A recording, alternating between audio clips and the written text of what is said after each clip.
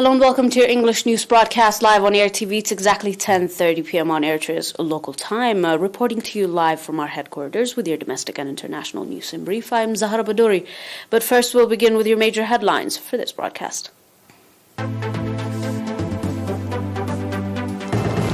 President Isaias receives credentials of several ambassadors, resident and non-resident. Nationals commemorate Meriteers Day abroad. More on your domestic, on your international. Europe told to get ready now for Russia to return of all gas exports to region. Hundreds of thousands evacuate in China aimed heavy rain floods.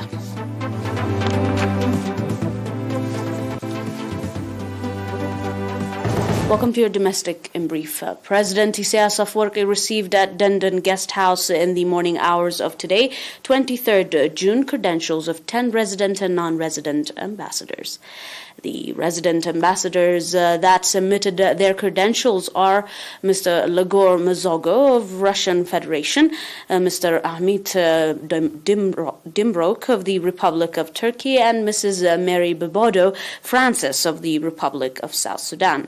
The non-resident ambassadors that submitted their credentials are Mr. Saleh ibn Sulaiman bin Ahmed al-Harthi of Oman, Mr. Putaporn Oktasan of Thailand, Mr. Said Muhammad Abdullah of the Islamic Republic of Mauritania, Mrs. Noura Babarami of the Federal Republic of Nigeria, Mr. Ezzeddin H. Tago of the Republic of Philippines, Major General Villano Hefendaka of the Republic of Namibia, as well as Mr. Okinawa Ken of Japan. At the meeting with President Isaias, the ambassadors discussed on regional and global developments on areas and sectors of the partnership and cooperation, as well as the overall situation of their countries, including challenges and opportunities. President Isaias Afwerki and Ambassador Igor Mazogo of Russian Federation discussed on the development of bilateral relations in general and that of agricultural sectors in particular, as well as on the possibility that Eritrea could cooperate on economic and political sectors. At a meeting with Mr.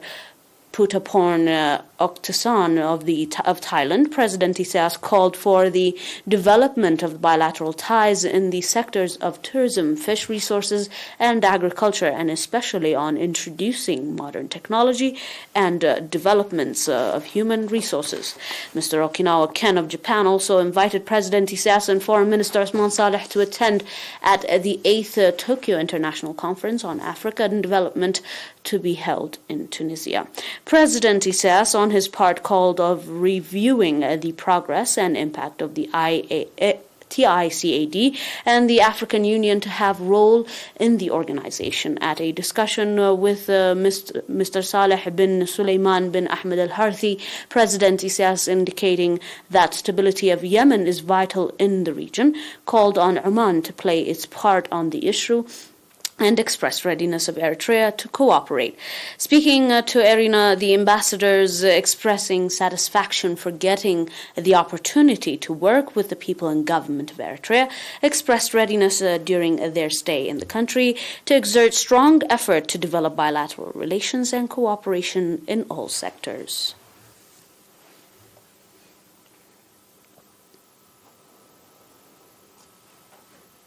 And proceeding with your domestic, nationals residing in the UK, France, and Belgium celebrated 20th June Meriteers Day with patriotic zeal.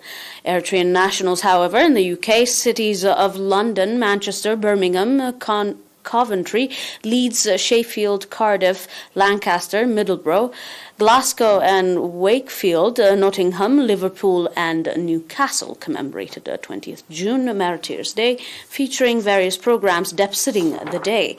The commemorative event, organized in London at the Kingston Park, was attended by Eritrean ambassador to the UK and Northern Ireland religious leaders, as well as invited guests. At the occasion, the nationals contributed £16,504 towards augmenting the National Trust Fund. At the commemorative event held in the French cities of Paris, Nathan's, René, Lyon, and Lille, the nationals expressed conviction to live up to expectations of the Meriteers and reinforce participation in the national affairs. Similarly, nationals in Brussels commemorated Meriteers Day with candle vigil and cultural and artistic performances debuting that day. They also contributed €500 towards augmenting the National Trust Fund. However, nationals in Cincinnati, the U.S., and Wales, South Sudan, also commemorated Meriteers Day with patriotic zeal. The residents of Awil contributed $3,000 towards boosting the National Trust Fund.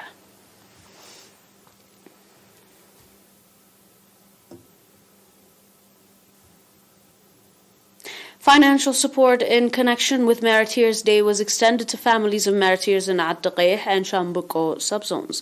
According to reports, government employees and students and lecturers of Ad-Daqih College of Business and Social Sciences contributed 70,000 Naqfa, and residents in administrative areas of Hadamu, Hashmilay, Haniba, Anabur and Ad-Daqih cities contributed 42,000 Naqfa and was dispersed to 84 families of Meriteers, indicating that the contribution made attests to the respect and honor of the Eritrean people have towards their Meriteers. Mr. Habtait Sfazgi, administrator of Ad-Daqih subzone, called for reinforced contribution in support of families of Meriteers, both in finance and material. Similarly, government employees in Shambuko subzone contributed 65,000 Naqfa in support of 65 families of Meriteers in their area.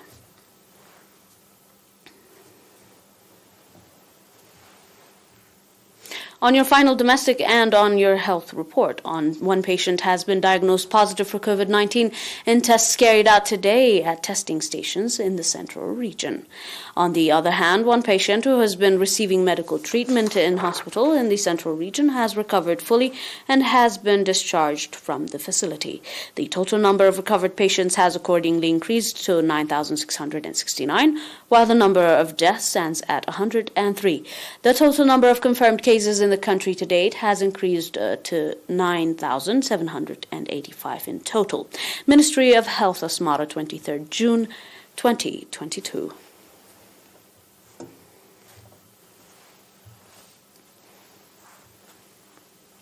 Up next with your global report. Do stay with us for more.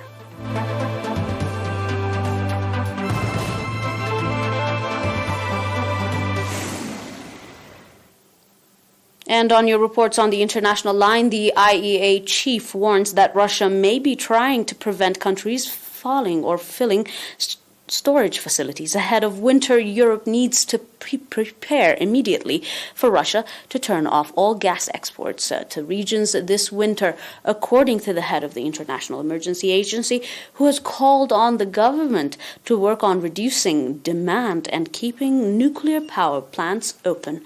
Faith Barol said reduction in supplies in recent weeks, which the Kremlin has contributed to maintenance work, could in fact be the beginning of the wider cut design to prevent the filling of strong facilities in preparation for winter as Russia seeks to gain leverage over the region. He said in an interview with the Financial Times that Europe should be ready to case Russian gas and completely cut off, adding that the nearer they get to winter, the more they understand Russia's intentions. EU countries are racing to refill storage sites, with Germany hoping to reach 90% of capacity by November. Its stores are only halfway full. Member states have also been working to reduce their reliance on Russian fossil fuels by sourcing gas from other countries, including the U.S., and speeding up the switch to renewable energy, although officials have conceded that the race to phase out Russian oil and gas would mean burning more coal and keeping nuclear plants going. Borrell reported that emergency measures taken by European governments to reduce energy demand had probably not gone far enough and urged countries to work on preserving energy supplies.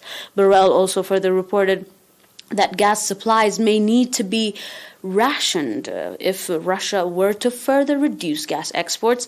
Moscow has reduced or even cut off gas deliveries to several EU countries in recent weeks in response to their decision to impose sanctions on the Kremlin over its invasion of Ukraine.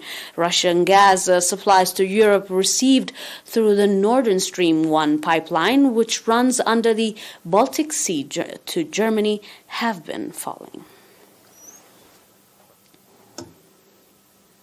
On your final report and a disaster report, hundreds of thousands of people have been evacuated from their homes in the southern China, according to state media, aimed at floods and landslides triggered by the heaviest rainfall the region has seen in decades.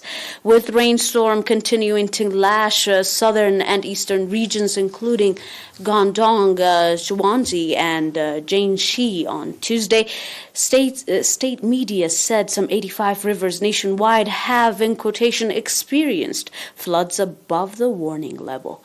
In the low-lying Pearl River basin, which encompasses the cities of Guangdong and Zhuangzi, the downpours have dangerously swallowed some 54 waterways, threatening manufacturing, shipping, and logistics operations at a time when supply chains are already stressed because China's strict COVID-19 controls.